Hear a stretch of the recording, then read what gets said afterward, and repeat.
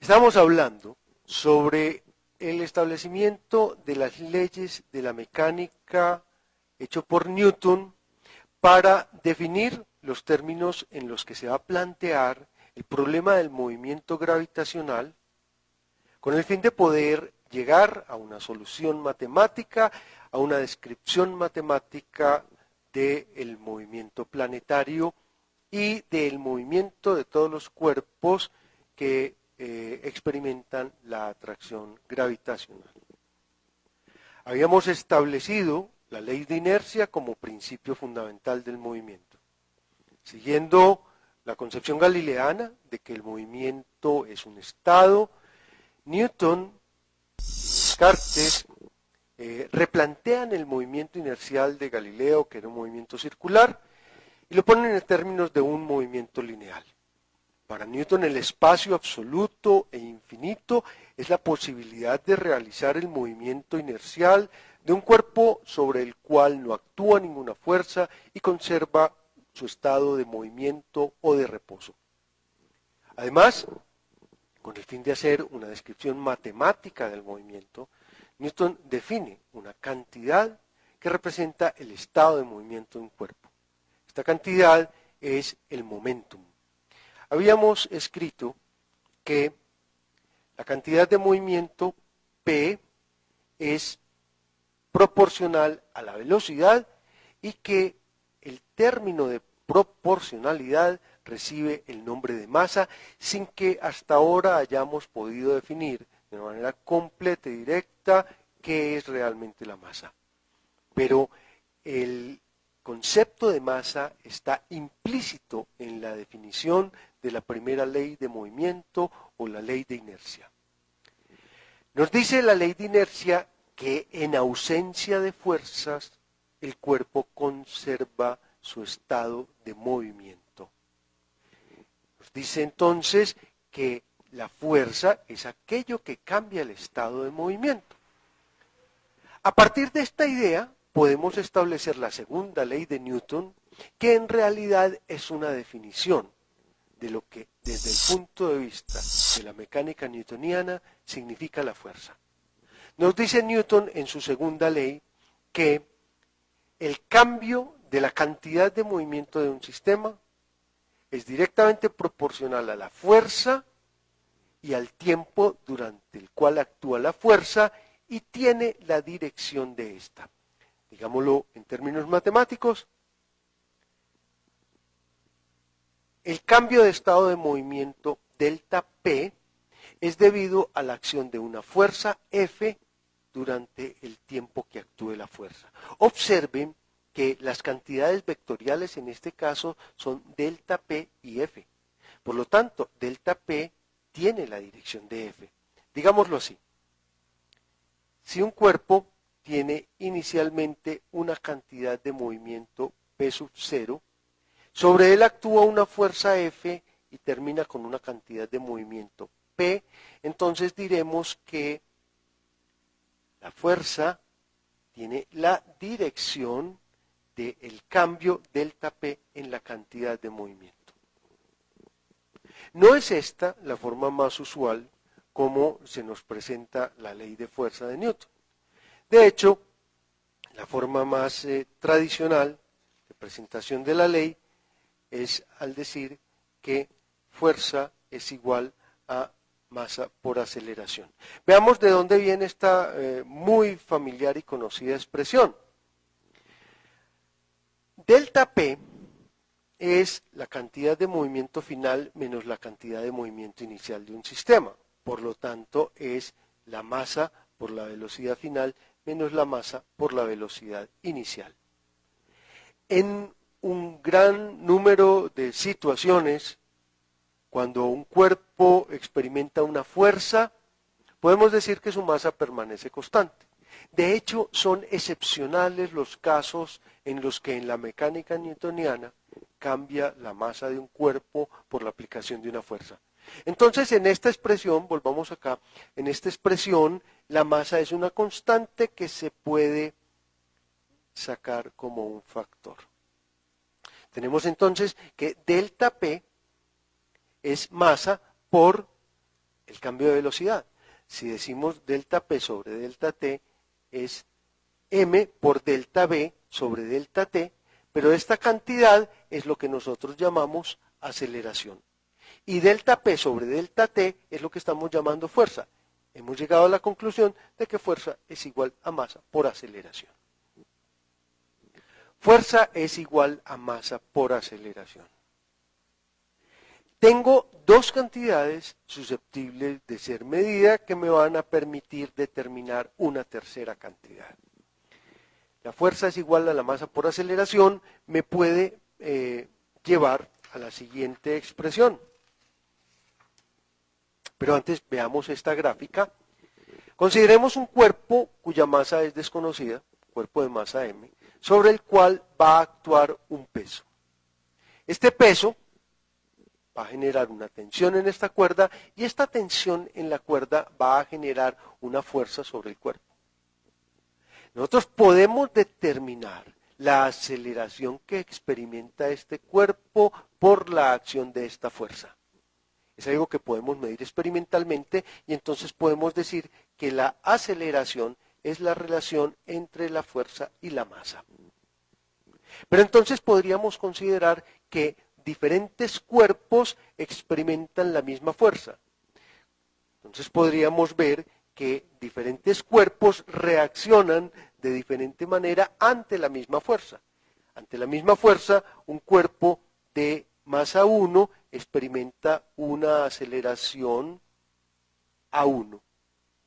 Y un cuerpo de masa 2 experimenta una aceleración A2. Entonces, si hacemos la relación entre los dos, tendremos que la relación entre las aceleraciones que experimentan dos cuerpos, sobre los cuales actúa la misma fuerza, es el recíproco de la relación entre sus masas. Matemáticamente hemos llegado a la conclusión de que la relación entre las aceleraciones de dos cuerpos de diferente masa es igual al recíproco de la relación entre sus masas.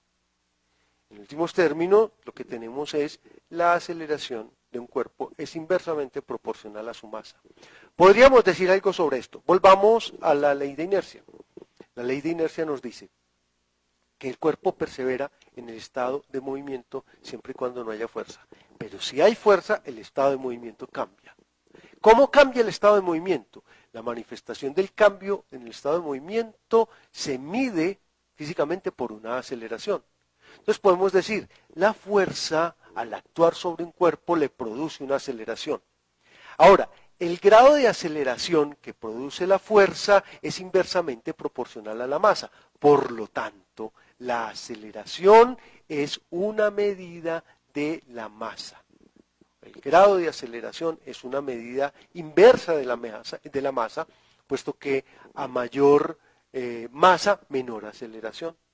Como vemos en la relación anterior, las aceleraciones que experimentan dos cuerpos de diferente masa bajo la misma fuerza son inversamente proporcionales a las masas.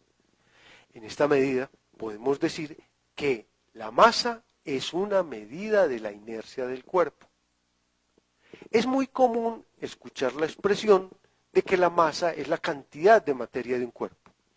Lo que podemos decir realmente es que la cantidad de materia de un cuerpo se mide por la inercia del cuerpo, esto es, por la tendencia del cuerpo a conservar su estado de movimiento o por la magnitud de la fuerza necesaria para cambiar su estado de movimiento en una cantidad determinada. Tenemos entonces establecida la segunda ley de Newton. Entonces nos dice la segunda ley de Newton,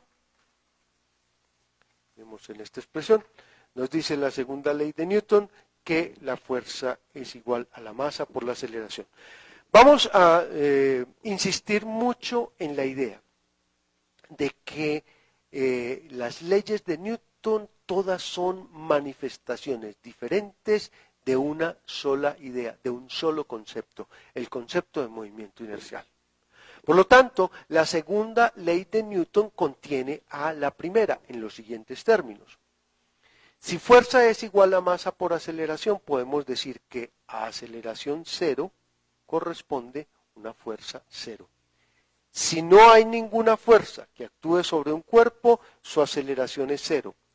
Miremos esta otra expresión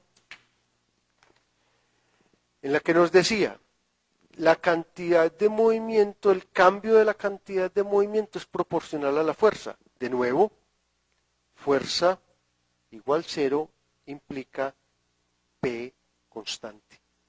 Miren, esta es una forma de decir la ley de inercia. Todo cuerpo permanece con su estado de movimiento constante si no actúan fuerzas sobre él. Tenemos entonces una reiteración de la ley de Newton a partir de la idea de movimiento inercial. Vamos a observar un video en el que nos muestran el comportamiento de un móvil sobre el cual no actúa ninguna fuerza. Se trata de un deslizador sobre un plano horizontal que se desliza en un colchón de aire. Miremos el video.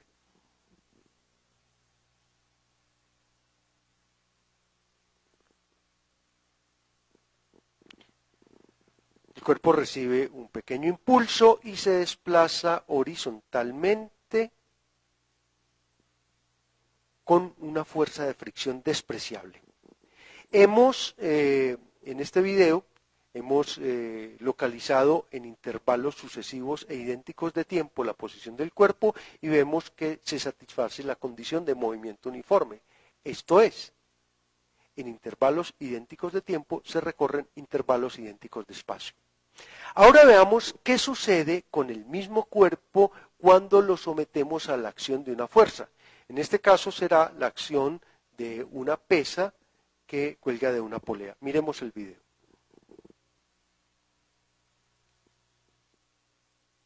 Una pequeña pesa ejerce una fuerza y observemos las posiciones sucesivas. Podemos apreciar que en posiciones sucesivas el cuerpo avanza proporcionalmente al cuadrado del tiempo. Los intervalos de espacio recorridos son proporcionales al cuadrado del tiempo, o como veíamos en el caso de Galileo, del experimento del plano inclinado, cuando se hace la comparación geométrica de los intervalos, de los espacios recorridos en tiempos iguales, se ve que se acomodan a una ley progresiva de números impares, mientras que el tiempo crece como los números naturales. Veamos otro video en el cual el mismo cuerpo experimenta la acción de una fuerza que es el doble de la fuerza inicial.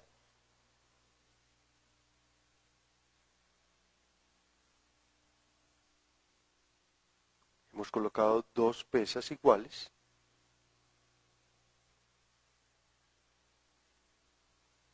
Ahora, al medir la aceleración, podemos comprobar que se ha duplicado la aceleración cuando se aplica la misma fuerza sobre un cuerpo. Veamos ahora lo que pasa cuando duplicamos la masa. Vamos a ver un video en el cual dos cuerpos idénticos se pegan y se dejan bajo la acción de la fuerza que teníamos inicialmente.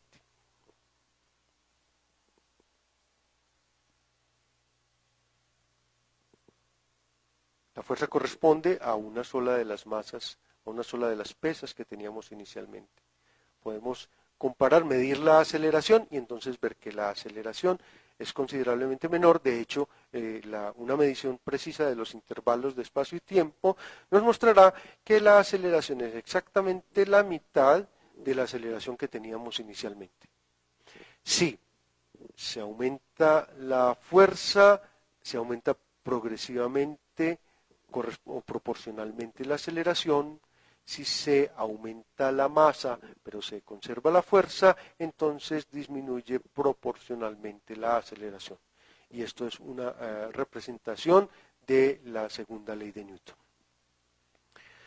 Volvamos a la conservación de la cantidad de movimiento en un sistema sobre el cual actúan fuerzas. Consideremos el choque de dos partículas. Podemos decir que en todo el universo lo único que existen es estas dos partículas que estamos viendo en esta representación gráfica. Dos partículas con masas m1 y m2 se acercan la una a la otra para colisionar. Inicialmente tienen velocidades u1 y u2. Después del choque, las partículas se desplazan con velocidades v1 y con velocidades v2. ¿Qué podemos decir sobre este sistema?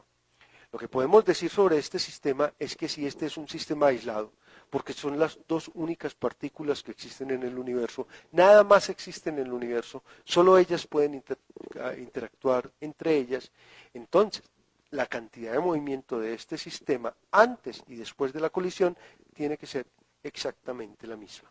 Veamos. La cantidad de movimiento antes de la colisión será m1 por u1 más m2 por u2. Después de la colisión, la cantidad de movimiento será m1 por v1 más m2 por v2. Como se trata de un sistema aislado, entonces la cantidad de movimiento se tiene que conservar para este sistema. La cantidad de movimiento en el primer caso será igual a la cantidad de movimiento en el segundo caso, de modo que podemos decir que m1 por u1 más m2 por u2 es igual a m1 por v1 más m2 por v2.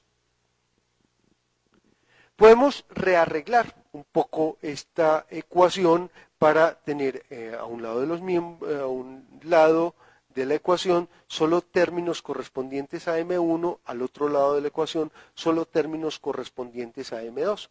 De esta manera vamos a tener que m1 que multiplica a v1 menos u1 es igual a menos m2 que multiplica a v2 menos u2.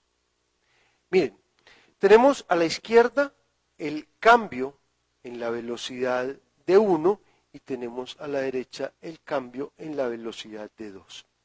Y entonces ahora vamos a dividir a ambos lados de la ecuación por delta t, que es el tiempo durante el cual se produjo la colisión. No nos importa que sea un tiempo supremamente corto. Nosotros podemos decir que el tiempo es tan corto como el que queramos y que durante ese tiempo se produjo el intercambio de momentum. Una colisión es básicamente un intercambio de momentum porque hemos dicho que los cuerpos sobre los que no actúan fuerzas conservan su estado de movimiento. Si el cuerpo cambia su estado de movimiento es porque sobre el cuerpo actúa una fuerza. Ahora, la acción de una fuerza se va a manifestar en un cambio de la velocidad que nos permitirá medir una aceleración.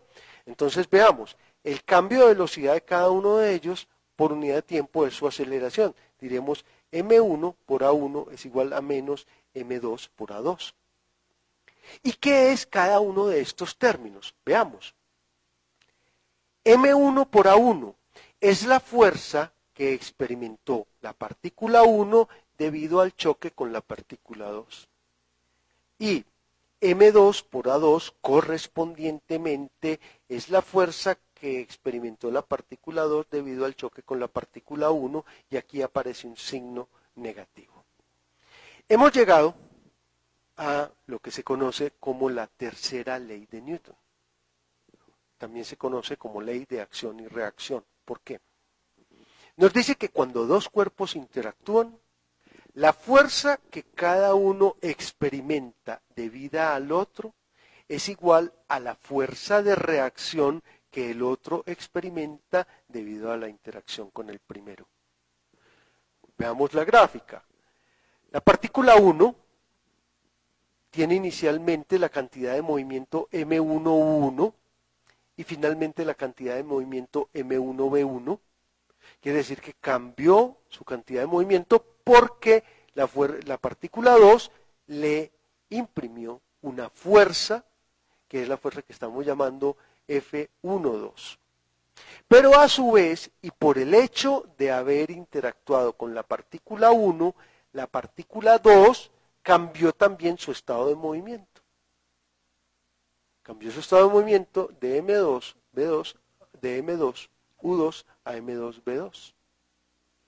Entonces una colisión es un intercambio de momentum, pero un intercambio de momentum es la aplicación de fuerzas de acción y reacción. Se puede establecer entonces la tercera ley de Newton, o ley de acción y reacción, afirmando que a toda acción corresponde una reacción igual y de sentido contrario, que es lo que nos indica el signo menos de la expresión que habíamos expresado inicialmente. Además, podemos también llegar a otras conclusiones interesantes. Todo siempre alrededor de la misma idea. Si F12 es igual a menos F21, entonces podemos decir que F12 más F21 es igual a 0. F12 y F21 son lo que denominamos fuerzas internas de un sistema aislado. Lo que nos dice la expresión que acabamos de escribir, esta expresión que acabamos de escribir nos está diciendo: la suma de fuerzas internas de un sistema aislado es 0. Esto es muy importante. Oigan, la suma de fuerzas internas de un sistema aislado es 0. Voy a decirlo de una manera caricaturesca. Nadie se puede sacar a sí mismo de un hueco jalándose del pelo. Si la suma interna de fuerzas que actúan sobre el sistema es 0, el sistema nunca podrá cambiar su estado de movimiento total por interacciones internas. ¿Qué estoy diciendo? Me estoy devolviendo a la primera ley de Newton. La primera ley de Newton me decía, si sobre un cuerpo no actúan fuerzas, necesariamente fuerzas externas, el cuerpo conserva su estado de movimiento. Puedo considerar que un sistema de partículas es un solo cuerpo compuesto de muchas partes. Entonces, cuando yo digo que la suma de fuerzas internas de un sistema, que son todas fuerzas de acción y reacción, se dan necesariamente por pares, pares iguales y de sentido contrario. Todas las fuerzas internas de un sistema se cancelan. Y la fuerza total sobre un sistema, debido a sus fuerzas internas, pues es necesariamente 0. Vuelvo entonces a la ley de conservación de la cantidad de movimiento. Miren, hemos dicho la misma cosa de 3 maneras distintas. 3 maneras tan importantes desde el punto de vista de la descripción de los sistemas que por eso las independizamos y le damos a cada uno la categoría de ley. La primera ley entonces afirma, el movimiento de los cuerpos es inercial.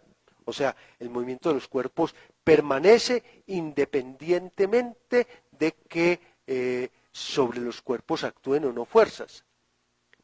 Porque cuando cambia el estado del movimiento del cuerpo, cuando actúa una fuerza y viceversa. Si el estado de movimiento de un cuerpo cambia, yo puedo determinar la magnitud de la fuerza que actuó a partir de ese cambio de estado de movimiento. Y entonces, el estado de movimiento depende no solamente de la velocidad del cuerpo, sino de la inercia del cuerpo, de la masa del cuerpo, de la resistencia que el cuerpo ofrece a la acción de las fuerzas.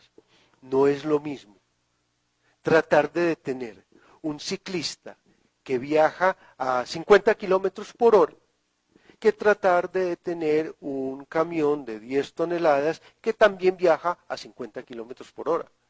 Los dos sistemas se desplazan a la misma velocidad, pero su estado de movimiento es muy diferente. Por eso es tan importante tener en cuenta la masa del cuerpo al definir el estado de movimiento, porque nos informa de cuál fue la acción que hubo que ejercer sobre el sistema para cambiar ese estado de movimiento. Entonces, resumiendo, miremos qué tenemos. Una ley de inercia que dice P igual constante si F igual 0. Una definición de fuerza que me dice la fuerza es el cambio de estado de movimiento de un sistema por unidad de tiempo.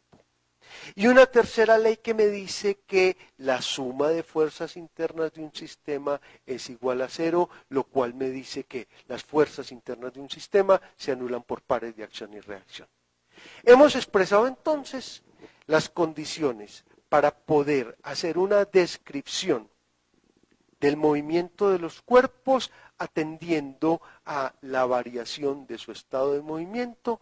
Hemos definido una forma de medir las masas de los cuerpos atendiendo a las fuerzas que actúan sobre ellas y ahora vamos a aprovechar, vamos a utilizar todos estos conceptos que hemos definido para tratar de resolver un problema concreto.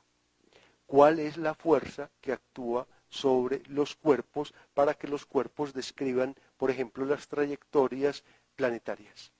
¿Cuál es la fuerza que actúa sobre los cuerpos para que los cuerpos describan el movimiento sobre los planos inclinados, el movimiento sobre los péndulos o los movimientos de caída? Con esto entonces concluimos el módulo 8 del capítulo sobre los fundamentos de la mecánica de nuestro curso de física conceptual para UD Arroba.